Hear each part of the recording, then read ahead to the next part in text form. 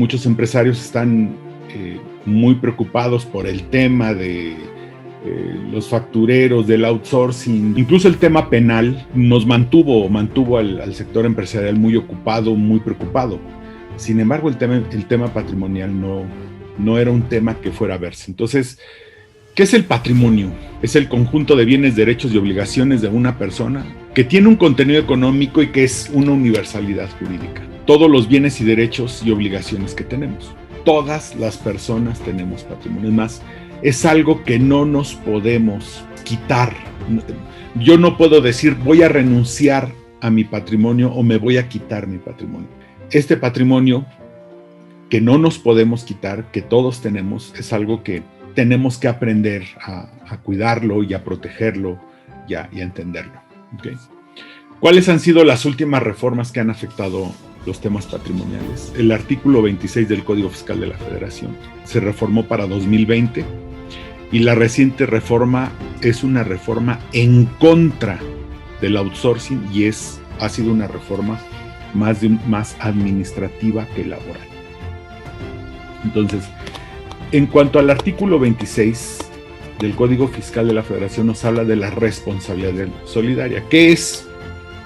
La responsabilidad solidaria es quién otorga el aval en cuestión de impuestos, ¿no? Por ejemplo, dice el artículo 26 que los que retienen los impuestos son solidarios con a los que se les retuvo. La fracción 10ª dice que los socios o accionistas de las empresas son solidarios de los impuestos que debieran las empresas o que llegaran a quedar a deber bajo ciertas circunstancias. Y hasta antes de 2020 había prácticamente 3 supuestos: no tener RFC, no llevar contabilidad y salirme del domicilio fiscal sin avisarlo o no tener domicilio fiscal, o que me buscara y no estuviera en el domicilio fiscal. A partir de 2020 se reforma el artículo 26 del Código Fiscal y dejan los mismos supuestos, pero ahora le añaden 3 supuestos más. ¿Qué dicen estos supuestos? Que el propio contribuyente se haya ubicado en los supuestos del 69B. Tener proveedores, o sea, que proveedores que caigan en el 69B, o haberse ubicado en el 69B bis, o sea, haber comprado una empresa con pérdidas, que eso es más difícil. Dice que hasta la participación y los socios que hayan tenido el control efectivo. Bien, la reforma contra el outsourcing. Esta reforma modificó 4 leyes en general: la Ley Federal del Trabajo, la Ley del Seguro Social, la Ley del Instituto del Fomento Nacional de la Vivienda de los Trabajadores, el Infonavit, y el Código Fiscal de la Federación. Esta reforma, ¿verdad?, también mete mucha presión al patrimonio empresarial, ¿sí? Porque finalmente podemos llegar a ser responsables solidarios sobre lo que esté haciendo una empresa de servicios especializados que nosotros hayamos contratado. ¿Cuáles son los peligros actuales? O sea, ¿cuál es este tema? Primero, las acciones recaudatorias de la autoridad. Ahora la autoridad está a recaudar, a como de lugar. Todas las reformas que ha habido desde que este gobierno entró han sido puramente recaudatorias y lo han hecho de manera vil y descarada. Han quitado, se me fue ahorita el nombre, han quitado beneficios fiscales, no han aumentado los impuestos, sí, no han aumentado, pero han restringido las deducciones, ¿verdad? Los impuestos no solamente se aumentan por un aumento de tasa o un aumento de nuevos impuestos. Si yo voy restringiendo las deducciones, pues estoy aumentando los impuestos. Entonces, este gobierno ha implementado acciones muy fuertes de tipo recaudatorio. O sea, van a la recaudación. Es increíble que durante la pandemia aumentó la recaudación y curiosamente fue cuando inició, ¿verdad?, cuando empezaron a aplicarse todas las reformas en el ámbito penal que se dieron. O sea, este nuevo gobierno está: o me pagas o te meto a la cárcel. O sea, es así: o me pagas o me voy sobre tu patrimonio. O me pagas o yo voy a hacer algo para cobrarme, pero lo voy a hacer. Y así está de tipo recaudatorio. Entonces, esto le mete todavía más presión al peligro patrimonial, porque sabemos que si la autoridad llega a nuestra empresa, va a buscar la manera de recaudar a como de lugar. O sea, como quiera que sea, va a querer recaudar, tarde o temprano va a querer recaudar. Entonces, no se va a tocar el corazón, ¿verdad? Para subirse al patrimonio de un empresario, para subirse al patrimonio de una empresa, para embargar, para hacer todo ese tipo de cosas, si con ello tiene que cobrar los impuestos que alguien le da. Es más, la reforma contra el outsourcing, literalmente, si lo decimos en pocas palabras, literal es, o me pagas tú, pero alguien me va a pagar. O sea, o me paga el outsourcing, o el de servicios especializados, o me pagas tú, pero alguien me va a pagar, y lo van a hacer efectivo, como sea. El artículo 69B y 69 bis, el gran peligro es que son solo una presunción. O sea, bueno, tiene todo un procedimiento, yo te publico, presumo que tienes operaciones, luego tú vienes y te compruebas y luego yo te digo, pero la realidad es que hay muy pocas personas que las publican en el 69B, muy pocas personas han podido comprobar que no está. O sea, el porcentaje es muy bajo. Casi todas las personas o casi todas las empresas que suben al 69B quedan como definitivas. Entonces, el gran peligro que podemos observar aquí es, llega una empresa, me debe mucho dinero, ¿verdad? No tiene cómo pagarme la empresa, aunque me debe mucho, porque aunque no lo crean, en impuestos se aplica debo, no niego, pago, no tengo. O sea, si la autoridad viene a mí como empresa no he cometido ningún delito y me determina un crédito grandísimo, ¿verdad? Un crédito enorme, y la empresa no tiene para pagar, ya no hay manera de cobrarle a nadie. O sea, la empresa ya no le puede, la autoridad ya no le puede cobrar a nadie. Ya, ahí paró. Aunque no lo crean, el SAT tiene cuentas incobrables y que castiga. Yo he visto muchas cuentas de contribuyentes que ya el SAT la determinó como incobrable y se va a la incobrabilidad. No las cobra y ya no las cobra. ¿Okay? O sea, eso sí puede pasar para efectos fiscales. El gran tema es que, pues, imagínense, el SAT por ejemplo, hace muchos años llegaba una empresa, la empresa se había ido, por eso los cambios en domicilio fiscal, la empresa se había ido y pues ya no había manera de encontrarla y mandaban esas cuentas en cobrabilidad. Por eso una causa de responsabilidad solidaria es que tú agarres, no avises de tu cambio de domicilio y te vayas. Entonces ahí sí puedo buscar a los socios e intentar cobrarles. Entonces, si yo llego a una empresa, me debe mucho, no cometió ni un delito, ¿ok? Yo autoridad nada más tengo que subirla al 69 mediante una presunción, ¿verdad? Presumo que hizo operaciones simuladas, o presumo que algunos de sus proveedores hicieron operaciones simuladas. Yo nada más tengo que subirlas al 69 y entonces sí ya me puedo ir sobre el patrimonio del empresario. Ese es el gran peligro. El gran peligro siempre ha sido que el 69B y ahora el 69B bis son solo una presunción. Es una presunción. Claro, fíjense nada más que absurdo. Yo, autoridad, presumo que haces operaciones simuladas. ¿Ok? Yo presumo que haces operaciones simuladas. Y la carga de la prueba te toca a ti, contribuyente. Pero el que evalúa esas pruebas soy yo mismo, autoridad. Soy juez y parte de algo tan delicado como esto. Entonces, sí realmente en principio, esas modificaciones del 26 del código eran para las factureras o para quienes compraban facturas. Lo que yo digo es no, esto es para todos. Esto es para todos y hay que tener cuidado. Tercero, operaciones simuladas de años anteriores. Yo sinceramente estoy recomendando, es una recomendación, ¿verdad? que se cambien de empresas y que esas empresas que tienen operaciones simuladas, pues veamos qué se hace, ¿no? Pero sí que ya no sigan operando. Es mi opinión. ¿Okay? Y finalmente los servicios especializados.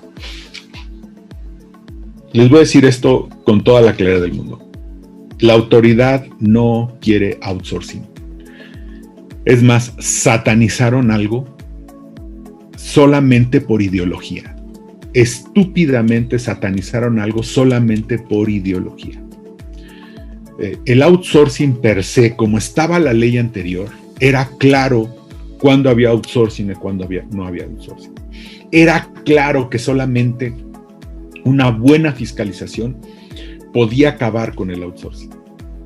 Pero lo hicieron ideológico e hicieron una reforma, primero, hecha con las patas y segundo, con una filosofía de acabar con el outsourcing. Una práctica que es internacional y que es perfectamente legal y perfectamente empresarial. O sea, es el único país, yo creo, ¿verdad? Porque el outsourcing se utiliza en muchos países y de manera correcta y de manera buena, correcta, legal, ¿verdad? Creo que es el único país en donde se ha satanizado el outsourcing. Por el abuso, sí, pero más que por el abuso, por la falta de capacidad de fiscalización de las autoridades. Entonces, ante mi falta de fiscalización, lo que busco es que entre los contribuyentes se fiscalicen. Tú contratas outsourcing y no es outsourcing, te rechazo la deducción. Tú contratas outsourcing y no es outsourcing, te rechazo el IVA. Tú contratas outsourcing y no es outsourcing, es penal. Tú contratas outsourcing y realmente no es outsourcing.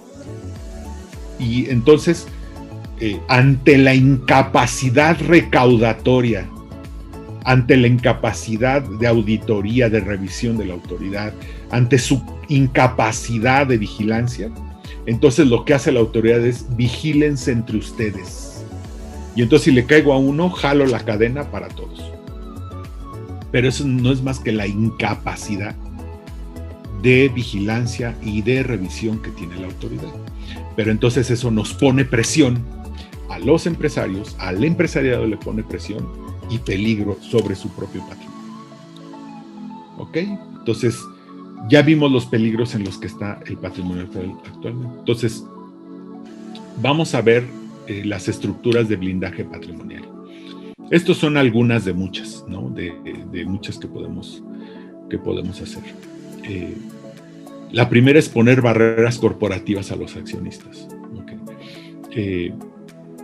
Yo creo que desde hace tiempo, pero ahora con más relevancia, ya los accionistas, desde mi punto de vista, yo ya no sería un accionista directo en una empresa. O sea, yo ya no voy, suscribo capital en una empresa, ¿verdad? Y lo aporto, sino lo haría a través de estructuras corporativas. ¿Okay? A través de ciertas estructuras corporativas, para que yo no sea el que directamente invierte en las empresas, sino a través de una estructura corporativa para invertir en las empresas. Esto le pone barreras a mi propio patrimonio frente a las acciones de la autoridad, ¿no? Entonces, yo pongo unas ciertas estructuras corporativas, una o dos estructuras corporativas, en donde yo ya no directamente invierto en cualquier negocio que yo quiera invertir, sino que a través de ciertas estructuras corporativas yo invierto donde quiero invertir y entonces hay una barrera corporativa. En México no hay velo corporativo. El velo corporativo lo hay en otros países. En México no hay velo corporativo, pero sí hay, de acuerdo como están redactados estos artículos, sí puede haber una barrera corporativa para que lleguen a mi patrimonio. Entonces, es poner barreras corporativas, ¿verdad? Si no se puede hacer eso, contratos de traspaso de obligaciones corporativas. Entonces, yo aporto a una inversión o soy accionista de una empresa y mediante un contrato traspaso mis obligaciones corporativas a otras figuras. Entonces, son ciertos contratos que yo hago, ¿verdad? Con la empresa en donde invierto, con los otros accionistas, en donde yo, o con una tercera persona, en donde yo traspaso mis obligaciones corporativas acuérdense que los accionistas a los que se van a los que entran para la responsabilidad solidaria son los que tienen control efectivo. Entonces yo traspaso mis obligaciones corporativas, lo traspaso a otra estructura corporativa. Entonces esto es un tema muy, muy técnico. Este tipo de estructuras hay que analizarlas muy bien porque cada caso es muy específico. No siempre funcionan las barreras corporativas, no siempre funcionan los contratos de traspaso de obligaciones corporativas. O sea, se tiene que analizar. Ahorita vamos a ver el proceso de análisis que se tiene que seguir para saber si podemos usar uno u otro de estas figuras. Tercera estructura, la separación del usufructo y la nuda propiedad. Esto es algo que últimamente ha cobrado mucha relevancia. Déjenme explicarles de qué se trata. Igual muchos lo entienden, pero quisiera explicarlo. Cuando yo tengo algo, cuando algo es mío, ¿sí me explico? Este algo, por ejemplo, este lector electrónico de libros, este algo tiene algo que se llama la nuda propiedad, o sea, es mío. Pero además inherente tiene algunos, yo le llamaría unos atributos inherentes o algunos usos, ¿no? O algunos cosas que yo puedo hacer con este, ¿no? O sea, yo lo puedo usufructuar. ¿Qué es usufructuar? Pues, sacarle provecho. Yo este lector lo puedo rentar, lo puedo en un determinado momento rentarlo, ¿verdad? Puedo yo mismo usarlo, ¿no?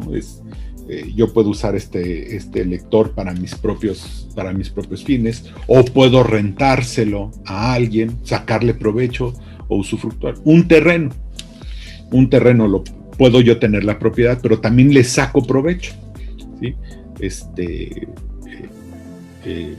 Uno es sembrándolo, ¿verdad? Y teniendo el provecho de esa siembra. Otro es construyendo y vendiendo lo que se construye. Otro es, me acuerdo que allá en Zacatecas, en el campo, se hacían los contratos de medias, ¿no? Se iban a medias, eran un acuerdo en que yo ponía la tierra y la otra persona ponía el trabajo, y de la cosecha mitad y mitad, ¿no? Eso era usufructuar. Pero también se puede separar la nuda propiedad del usufructo.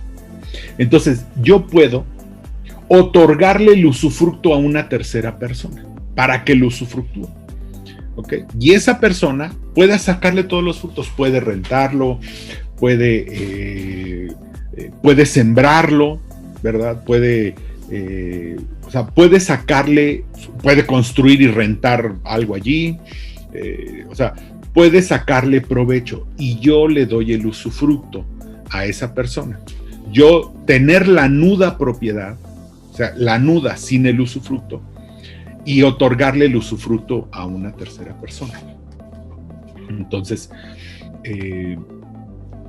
podemos donar el usufructo o podemos donar la nuda propiedad, ¿sí? Y mantener el uso. Yo puedo donarle a mis hijos la nuda propiedad y mantener el usufructo del bien.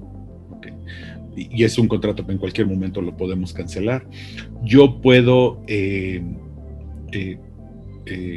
donarle el usufructo a alguien y quedarme con la nueva propiedad, traspasárselo, cederlo. O sea, es aprender a separar el usufructo de la nuda propiedad. Porque finalmente los bienes es para usufructuarlos. Los bienes que adquirimos es para usufructuarlos. Entonces, al separar, vamos poniendo protección a nuestro propio patrimonio. Vamos poniéndole barreras al separar el usufructo de la nueva propiedad y poniéndolo dentro de ciertas estructuras, ¿verdad? Poniéndole barreras al patrimonio, a nuestro propio patrimonio, obviamente para protegerlo. Fideicomisos o asociación en participación. Si no, el fideicomiso es un contrato, ¿verdad? En el que un bien, ¿verdad? Se afecta al fideicomiso, y entonces hay un fideicomitente que aporta el bien, un fideicomisario que recibe los bienes o recibe los productos de ese bien, ¿verdad? Y un fiduciario que es quien administra el bien. generalmente el fiduciario debe ser una entidad financiera, un banco, casas de bolsa, algunas SOFOMES sobre ciertos fideicomisos, ¿verdad? Entonces, yo pongo un terreno en fideicomiso, ¿verdad? Yo soy fideicomitente, pongo el terreno en fideicomiso, ¿verdad? Le traspaso la propiedad al fideicomiso y el fideicomiso lo administra, lo renta, lo que se vaya a hacer, y entonces el fideicomiso le entrega los frutos, los rendimientos a quien yo nombre como fideicomisario. Incluso yo mismo puedo ser fideicomisario. Entonces, el fideicomiso también se usa para proteger patrimonialmente la propiedad. Yo pongo los bienes, ¿verdad?, a nombre de un fideicomiso, yo traspaso mis bienes a un fideicomiso, y además es un excelente mecanismo de sucesión de patrimonio, o sea, en lugar de usar el testamento, ¿verdad?, que además, cuando hablamos del testamento, siempre estamos en el peligro de que surja una persona, de que alguien no esté contento y entonces lo quiera revocar, quiera desconocerlo, y entonces por testamentos hay unos pleitos. Si yo pongo algo en fideicomiso, yo pongo las reglas, entonces yo puedo decir, a mi muerte, ¿verdad?, los bienes del fideicomiso se van a repartir de esta manera. O incluso no se van a repartir. El fideicomiso me va a sobrevivir, ¿verdad?, para que se sigan otorgando los frutos ahora de esta manera, y ahí pongo a mis hijos, a quien yo quiera, y entonces ese es irrevocable, ese no lo pueden objetar, nadie puede meterse con el fideicomiso, y se evitan los pleitos. La mejor manera de heredar bienes, ¿sí?, la mejor manera de traspasar bienes tras la muerte es el fideicomiso. La más segura, la más certera, la menos complicada es a través del fideicomiso. O la asociación en participación, ¿verdad? Algunos aportan bienes, otros aportan trabajo, funciona casi igual que un fideicomiso, y entonces ese bien sale de mi patrimonio para entrar a una asociación en participación donde están otras personas, y entonces se hace un negocio, ¿verdad? Y el usufructo yo lo puedo recibir. Eso es ponerle barreras, de las barreras corporativas que les digo, a mi propio, no a mí como accionista, pero a mi propio patrimonio, es ponerle barreras a través de ciertos contratos o de ciertas figuras que entonces impiden o le ponen una barrera a mi propio patrimonio. Y la última es la desincorporación de activos o las inmobiliarias. Yo a mis clientes siempre les recomiendo que nunca en las empresas operativas pongan los activos fijos, o en las empresas que se operan se pongan los activos fijos. ¿Por qué? Porque cuando el SAT determina un crédito fiscal, lo primero que hace es buscar si la empresa tiene bienes. Va a los registros públicos y ve si la empresa tiene. Y si la empresa tiene bienes inmuebles, pues nunca la va a soltar, porque va a pretender cobrarse con esos bienes inmuebles. Se pone más perro, digámoslo en términos coloquiales. El SAT se pone más bravo cuando las empresas tienen bienes. Entonces, yo siempre, mi recomendación es desincorporar los bienes, los inmuebles, desincorporarlos y pasarlos a inmobiliarias. E incluso se pueden aportar a inmobiliarias, ¿sí? Y entonces el usufructo se otorga a otra persona. Ahí es separar la nuda propiedad del usufructo. O si yo compro bienes, en lugar de comprarlos a mi nombre, los compro a una propiedad, a una inmobiliaria, y también separo el usufructo de la nueva propiedad. La inmobiliaria tiene la nueva propiedad y me otorga a mí el usufructo. Entonces, es una manera de yo poder usufructuar un bien, o a través de una empresa, lo que más me convenga. Recuerden que las personas físicas tienen 35% de deducción ciega en arrendamiento, lo que más me convenga, ¿verdad? Pero ya los inmuebles no están dentro de la empresa. Ya los inmuebles no están adentro de la empresa. Y entonces cuando el SAT quiere cobrarse con los bienes de la empresa, resulta que, pues sí, tiene escritorios, tiene algún carro, pero todo lo que es bienes bienes inmuebles, maquinarias muy importantes, ya están en otra empresa o en una inmobiliaria o en una empresa que los tiene en las tripas y que además tiene ahí ciertos contratos para poder usufructuarlos, y es como algunos accionistas incluso podían recibir algunos beneficios fiscales a través de estas figuras y con el patrimonio protegido. Y bueno, estos son 5 estructuras, habrá algunas más, pero todas estas estructuras de protección patrimonial obviamente se tienen que analizar, ¿no? Cada empresa, cada patrimonio es diferente, es muy diferente uno del otro, entonces sí hay que analizarlo para establecer una estructura de blindaje patrimonial. Ahora sí, el proceso. ¿Cuál es el proceso del blindaje patrimonial? Lo primero que tenemos que hacer es hacer un estado financiero patrimonial. Cuando yo le hago este trabajo a mis clientes, por donde empiezo inmediatamente es por establecer un estado financiero patrimonial. Es lo primero, por ahí empezamos, ¿no? No puedo continuar si no establezco un estado financiero patrimonial. Desde ahí. Entonces, les voy a mostrar uno. Obviamente, el nombre que dice ahí no es de la persona. ¿Ok? Es un nombre que yo cambié. Es un estado financiero patrimonial. Esto es más o menos cómo se hace, ¿verdad?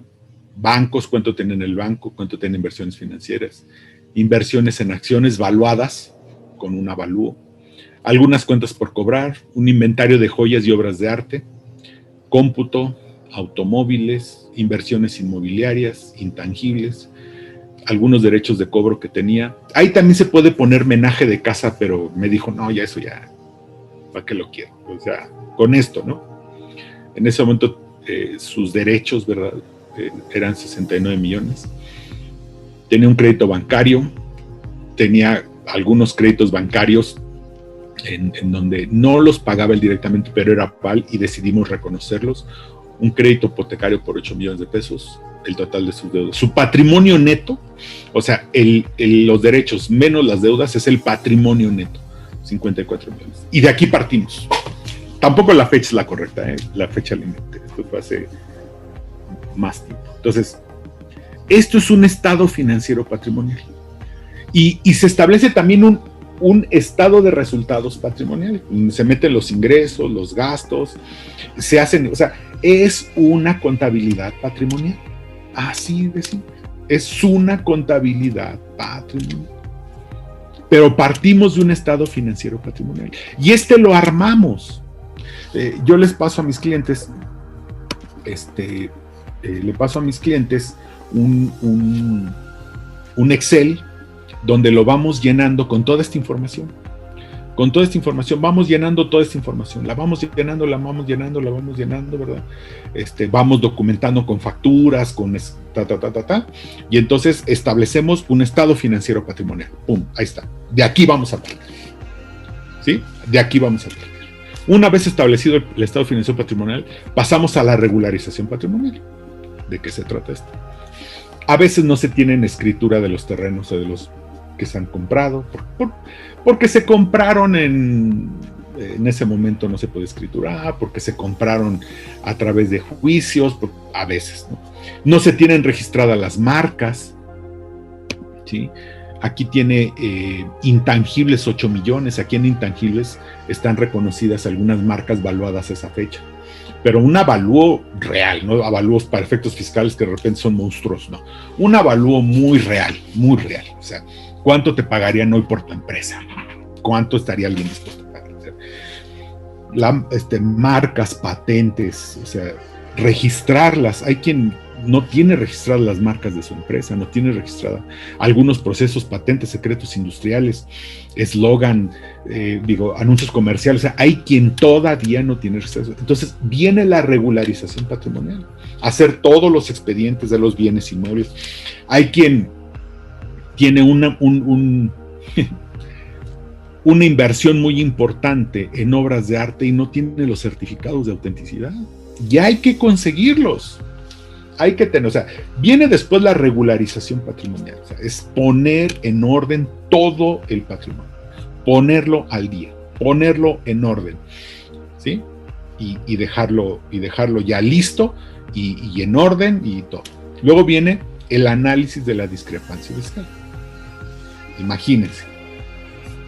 Vamos a esto.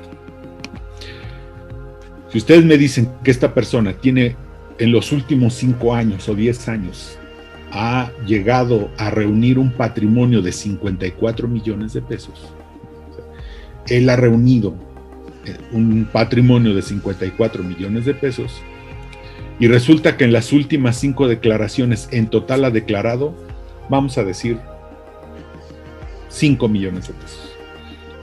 ¿Qué les dice eso? ¿Verdad? Pues que hay patrimonio en riesgo. La discrepancia fiscal es el tercer riesgo de nuestro patrimonio. La discrepancia fiscal se las voy a explicar en pocas palabras. El SAT te dice cuánto tienes y tú le tienes que decir de dónde provino. ¿Verdad? Entonces, el SAT te dice, oye, tú tienes carros, casas, tienes cuentas bancarias, tienes tanto en inmuebles, tienes tanto, o sea, tienes tanto en todo eso. Ahora sí dime de dónde provino. Si tienes 10 millones en todo, en inmuebles, en bancos, y resulta que has declarado 1 millón, hay una discrepancia fiscal. Entonces lo que hacemos allí es, vemos cuánto es lo que la persona física ha adquirido de patrimonio en el tiempo, los últimos 5 años o 6, depende de los alcances que tengamos, lo comparamos contra las declaraciones, sus declaraciones anuales, contra lo que le ha declarado al SAT, y entonces buscamos empatar ambos. O sea, buscamos empatar de alguna manera. Hay algunas técnicas para esto, algunas estrategias para empatar el patrimonio adquirido con lo que se le ha declarado al SAT. Porque si hay esa discrepancia, no solo podemos caer en un tema de un crédito fiscal enorme, pero eso ya de entrada es penal. Puede constituirse, más bien, es un delito. Tenemos que buscar algunas de estas estructuras de blindaje patrimonial, ¿verdad? Poner alguna de estas estructuras de blindaje patrimonial para proteger este patrimonio. O sea, lo que tenemos que decir es, todo este patrimonio que tenemos de este lado, ¿sí? Más bien este patrimonio, pero más bien, o sea, este es el patrimonio, pero esto es lo que tenemos. ¿Okay? Estos son los bienes, los derechos, bienes y derechos que se tienen. Entonces, ¿cómo vamos a proteger todo este patrimonio? ¿Cómo le vamos a hacer? ¿Qué estructura vamos a usar, ¿verdad? De estas o de algunas más para proteger este patrimonio? Y entonces aquí es donde establecemos una estrategia de protección patrimonial. Y con esto terminamos este proceso de blindaje patrimonial.